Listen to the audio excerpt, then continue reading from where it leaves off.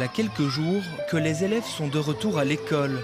Et avec les cours de récré qui reprennent vie, c'est tout un monde moins connu qui reprend aussi ses activités. Allez, on se range, il a sonné. Accueillante, logopède, secrétaire, concierge et animatrice, aux côtés des professeurs et des directions, autant de métiers qui œuvrent dans les coulisses de nos établissements scolaires. On a toujours en tête un petit peu ce corps professoral. Toutes les personnes qui gravitent autour sont essentielles pour le bon fonctionnement de l'école dans sa globalité. Alors nous vous emmenons le temps d'une journée aux côtés des indispensables, ces métiers dans l'ombre de l'école. On y va, garçon. Good morning. Bonjour Asta. Bonjour Suzanne. Bonjour Michaela. Il est 7h30 du matin. Dimitri. Et l'école est déjà réveillée pour accueillir les premiers élèves. À la porte, Sabrina, concierge de l'établissement. Donc le travail d'une concierge, c'est aussi accueillir les élèves, ça commence tôt le matin. En fait, il y a les accueillants, mais je les aide, c'est tout. Ils sont là pour accueillir les enfants. Donc on doit désinfecter les mains des enfants. Et puis accueillir les parents s'ils veulent voir comme ça le directeur ou ils ont besoin de quelque chose, quoi, un prof.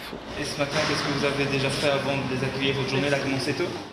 Je dois ouvrir l'école, allumer, préparer le café. Relève tes manches, viens ici s'il te plaît. Et une fois les enfants entrés, ils sont pris en charge par les accueillantes. Frotte bien les mains. Ici par exemple, ce sont les petits de maternelle dont il faut s'occuper. Tu as déjà ton petit crochet, regarde. Il y a ton petit crochet là avec ta tête. Tu le mets tout seul? Tout seul. Tu l'accroches? Pour le moment, c'est le premier jour, donc c'est un peu... Il y a encore parfois des parents qui rentrent, qui nous donnent les enfants, qui nous expliquent comment s'est passé hier soir, la journée, etc. Ensuite, ils se mettent ici et ils commencent à jouer. On les laisse tranquilles, comme ça, ils sont dans leur monde, je vais dire. Et après, il y a leurs instituteurs qui viennent les chercher, tout simplement. Tu veux pas jouer? Regarde, hop. Jusqu'il y a peu, les accueillantes travaillaient par horaires dispersés, en ne venant que pour les garderies du matin, du midi et du soir. Mais depuis le 1er septembre à Saint-Josse, les voilà à temps plein, de quoi étoffer leur métier. C'est passé en horaire continu début septembre. Et donc il y a une équipe qui fait le matin jusqu'à 14h, j'arrondis, c'est plus simple. Et dès qu'ils viennent de 11h30 à 18h. En journée, on passe dans les classes, on demande si les professeurs ont besoin d'aide ou quoi que ce soit. On fait un peu tout ce qui est administratif, les papiers, les avis, regarder si tout le monde est présent. C'est d'une grande richesse de la voir en horaire continu. Pourquoi? Mais parce que là, on voit vraiment que la communication est beaucoup plus effective. C'est eux qui sont en première ligne, c'est eux qui accueillent l'enfant, c'est eux qui voient les parents au matin, très tôt, 7h30 pour certains, et c'est eux qui terminent aussi leur journée avec l'enfant à 18h, quand le papa ou la maman vient rechercher son enfant. 8h30, 1h après l'arrivée des premiers élèves. Tu vas aller à la garderie et tantôt je viens en classe, je viens te chercher on va aller danser ensemble. Fatima est animatrice d'expression corporelle, mais parfois appelée à donner d'autres coups de pouce. Aujourd'hui, est-ce que tu veux bien prendre sa classe en charge? Oui, bien sûr. Ça va, merci Christelle. Les amis de Madame Elisa, vous me suivez les amis? Sans courir, s'il vous plaît. Tu viens avec moi? Vous venez? Bonjour, ça va? Ce cahier, merci, c'est un amour. Et donc votre travail, finalement, il est extrêmement polyvalent. Énormément polyvalent. Je peux être en maternelle comme en primaire quand il a des absences. Je fais expression corporelle et comme vous avez vu, je peux prendre les classes et attendre que l'institutrice vienne pour que je vais voir si on n'a pas besoin de moi avant de commencer mes activités. Et là, concrètement, avec la classe, vous allez faire quoi? Maintenant, là, je vais les mettre en accueil. Et l'accueil, cela consiste notamment en un réveil en douceur. Allez, on se réveille. 1, 2, 3. On peut crier aujourd'hui. Et une chanson. Bonjour, tout va bien. J'ai mes 10 doigts, mes 2 mains. Mes yeux encore fatigués, comme tous les matins. Dans tout le bâtiment, ce sont près de 300 élèves qui débutent leur journée de cours. À 2 pas de la Petite Ceinture, Joseph Delclé est l'une des 5 écoles communales francophones à Saint-Josse, sur les 221 établissements fondamentaux que compte la région bruxelloise. Et en ce mois de septembre, l'administratif représente aussi un large volet, indispensable au bon fonctionnement de la machine scolaire. Il est 9 h et le secrétariat s'active. On fait ici l'encodage de nouveaux élèves, donc on doit marquer leur nom, d'où ils viennent, etc. Et on s'occupe aussi de tout ce qui est matériel didactique. Donc en fin du mois, il y a toutes les commandes qui arrivent, donc on doit aussi gérer tout ça. Gérer les inscriptions, gérer les présences des enfants. C'est vraiment téléphoner aux parents, qui est là et pourquoi vous n'êtes pas là. Donc voilà, c'est un mois très chargé. Très chargé, d'autant que la crise sanitaire est passée par là, avec un certain surcoût de travail pour les secrétaires. Là, c'est le retour des vacances, et donc c'est à chaque fois de demander aux enfants où est-ce que vous étiez partis en vacances, quand est-ce que vous êtes rentrés. Voilà, on a déjà eu des enfants qui rentraient, donc on a dit « Ah, mais vous venez d'où ? Ah, mais c'est une zone rouge ». Donc voilà, donc c'est communiquer vraiment avec les parents de manière claire, et pour que cette année puisse être une année très sereine. La surveillance des récréations, nouvelle corde à l'arc des accueillants de temps libre. Non, il n'y a pas de mais, on frappe pas. Allez, rangez-vous. L'année passée, en fait, on ne faisait pas les récréations, à part quand il y avait un prof absent ou quelque chose comme ça. Cette année, on se met dans le bain, on commence à faire les surveillances, aider les professeurs, voilà. Mais sinon, c'est ce qu'on faisait l'heure du midi. Donc voilà, c'est le quotidien. Les garçons, on va se ranger, s'il vous plaît. Maintenant, Saner.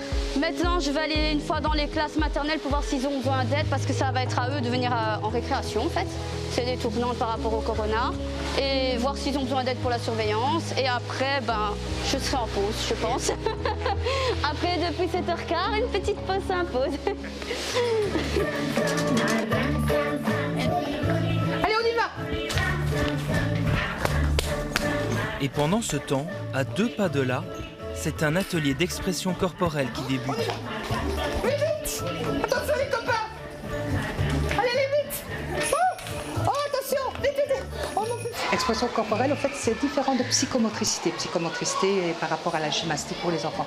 Expression corporelle, ici, comme on fait, les enfants s'expriment à travers la musique, à travers des sons.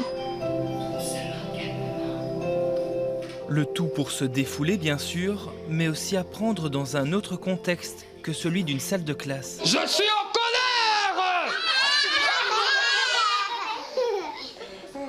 Vous savez, c'est comme ça, vous savez faire la colère, vous? Qui sait me faire la colère? Allez, on fait la colère. Ah! Non, on est très en colère, on est fâché. Ah! Et je mets des situations très théâtrales. Donc la colère, pour eux, peut être chouette parce qu'ils me voient en colère. Mais après, je les amène un peu vers eux. Je reproduis en fait une scène que j'ai remarquée chez eux. Donc je crois qu'il y en a qui se sont reconnus finalement. Quand je suis en colère, moi je... Je vais le dire à ma maman. Ce cours est un projet pilote unique à cette école qui vise à aider les élèves aussi.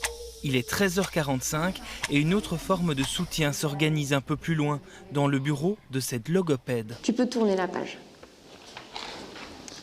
Ici. Montre-moi l'image où il y a une sardine. Prends le temps, regarde bien les images. Alors là, en fait, je fais un test de langage pour évaluer le vocabulaire que l'enfant comprend et le vocabulaire que l'enfant produit. Au début de l'année, les enseignants repèrent les enfants en difficulté. Et puis, donc ils viennent nous voir avec toutes les difficultés qui sont écrites sur un papier. Et nous, les logopèdes, on est 2, et on vient faire une évaluation du langage, un bilan logopédique, pour pouvoir comparer le niveau de l'enfant au groupe classe. Et où est-ce qu'on le met, cet objet? Sur la tête. Ça te revient pas le mot? Ok. On passe alors. La logopédie, on intervient surtout pour donner des stratégies pour que l'enfant puisse communiquer tant bien avec ses copains, tant bien avec les enseignants. Et surtout, on a le droit à des interprètes pour faire le lien entre l'école et les familles. Saint-Josse a cette richesse-là, d'avoir un multiculturalisme fou. Et ça se ressent évidemment au sein de nos écoles. Et donc, c'est de mettre en avant tout ce multiculturalisme et trouver ensemble ce qui va permettre aussi de les rassembler. Vraiment rassembler, d'aller sur un même chemin, en ne laissant personne sur le côté, mais voilà, en bénéficiant un petit peu de toute la richesse des cultures de chacun. Comment tu as trouvé cette épreuve? C'était facile, moyen, difficile? Moyen. Moyen. Est-ce que tu connaissais tous les mots? Non. Non? Ok. Donc il y avait des mots, tu ne savais pas trop ce que c'était. D'accord. 15h30, l'heure de la fin des cours. Et après une journée dédiée à l'entretien de l'établissement, S'il vous plaît. nous retrouvons notre concierge Sabrina, en charge de la sortie des primaires. À demain. Avec une concentration de tous les instants. Tu pars tout seul? Il est où? Ah oui, il est là, ton père, il est dans la voiture, vas-y. On fait attention à ce que les enfants partent bien avec leurs parents. Give it. It's 4 o'clock. Okay, I'll call him. You can call him English. He speaks English. Perfect. Okay? C'est bon. Now there's a place for him. Okay? Hey, merci beaucoup. See you tomorrow, bye. Et après cela, la journée de Sabrina est loin de s'arrêter, même lorsque l'école est fermée. On va voir le travail des ouvriers, comment les classes sont nettoyées. Et puis on va ranger un peu l'école, les vestes, mettre les vestes, essayer de ranger le préau. Donc finalement, une école, ça tourne pas 24 heures sur 24, mais beaucoup plus d'heures que les heures d'ouverture. Oui, il y a toujours des petites choses à faire. Mais pour nous, il est temps de laisser la cour se vider et de refermer la porte avant une nouvelle journée qui recommence demain.